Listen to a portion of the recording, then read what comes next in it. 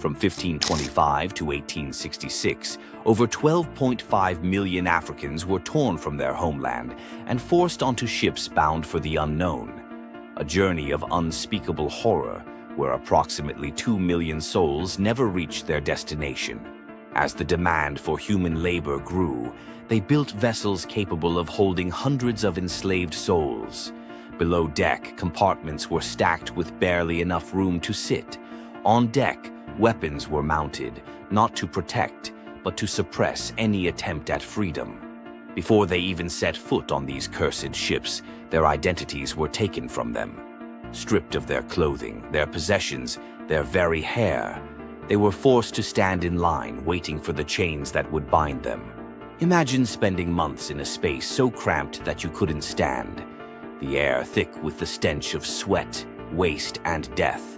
Disease spreading like wildfire, dysentery, malaria, smallpox. No one was spared, not even the crew. 8 hours a day they were allowed above deck, but even then they were not free. Segregated by a reinforced wall, their forced exercise, a cruel spectacle of dance and song for the crew's twisted entertainment. Those who resisted were met with cruelty beyond imagination, and if starvation became an act of rebellion, their mouths were forced open with medieval devices. In the darkness, whispers of rebellion stirred. They planned, they fought, but the weight of their chains and the power of their captors crushed most rebellions before they even began.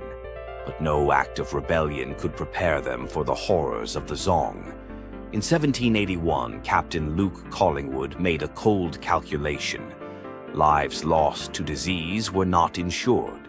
When the Zong's owners went to court, they argued that the killing of enslaved people was no different than slaughtering sick animals.